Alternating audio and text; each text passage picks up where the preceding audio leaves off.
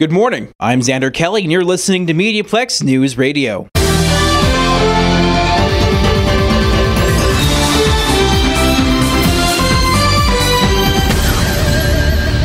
Fiat Chrysler Automotive's Canada announced Thursday that they are ending the third shift at the Windsor assembly plant by September. This will affect more than 1,500 Windsor assembly plant workers, not including several companies that supply Chrysler directly. The Chrysler assembly plant started producing the minivan line in 1983, which led to them adding a third shift in 1993. This is according to a statement made by Unifor Local 444 President Dave Cassidy on Thursday night. I'm devastated by the announcement. I mean, it's terrible. I mean, I feel for the families, of the new hires. We have about 1,500 new hires over the last couple of years. And, my heart is with the new hires, and we're going to do everything to mitigate this announcement yesterday. So we are going to meet with Chrysler Corporation, FCA, as soon as possible, and we are going to do everything to mitigate the letter that I received yesterday on the elimination of the third shift. The demand for minivans has always been high in the United States, which is the plant's biggest market. Last year, sales of minivans dropped 0.3% to just under 500,000 units, and demand has dropped 23% through the first 2 months of this year. The plant, which employs about 6,000 workers, builds the Chrysler Pacifica Hybrid, and Dodge Grand Caravan. When running at capacity, the Windsor assembly plant produces close to 1,500 minivans per day. Just as Chrysler announced job cuts, the Windsor-Detroit Bridge Authority is looking to create 2,500 new jobs over the next 5 years. Curtis Maddie reports. The Windsor-Detroit Bridge Authority and Bridging North America held a public information meeting last Tuesday discussing new jobs and opportunities and how to apply for them. Representatives from Workforce Windsor Essex were also at the meeting to present their job guide showing the many different opportunities required during the construction phase, operation phase, and maintenance phase.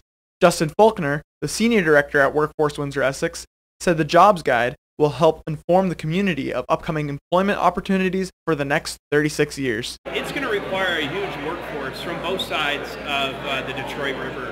And I think what we're doing today with the guide is really trying to make it clear to the community that there are a wide variety of jobs expected to be coming from this historic infrastructure project. The Gordie Howe Bridge will also be the longest cable-stayed bridge in North America. For MediaPlex News, I'm Curtis Maddie. You don't have to travel to Egypt to see ancient artifacts.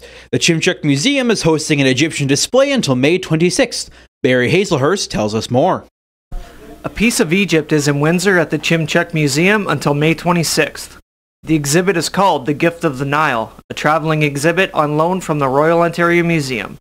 The birthplace of this remarkable civilization from 5,000 years ago is the Nile River Valley. Starting as a simple farming area, the Nile River Valley turned into one of the most advanced civilizations from antiquity.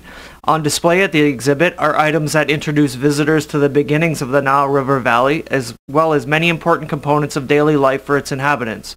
A large adorned sarcophagus is the centerpiece of the exhibit, with adornments which were worn by ancient Egyptians. Other pieces at the exhibit include makeup and perfume, family life documents, and religious articles. Tours of the exhibit can be booked for students, and the general public can view the exhibit during the week. The tour concludes on May 26th and is open from Tuesday until Saturday, 10 a.m. to 5 p.m., Sundays, 11 a.m. to 5 p.m. I'm Barry Hazelhurst for MediaPlex Radio. Police arrested a robbery suspect Monday after a convenience store holdup. The robbery occurred around midnight on the 29 block of Howard Avenue, where the suspect took cash and other items from the store. Approximately 1 hour after the robbery, detectives found and arrested a 31-year-old Windsor man at a motel in the 2800 block of Howard Avenue. Several items were recovered and believed to be in association with the robbery.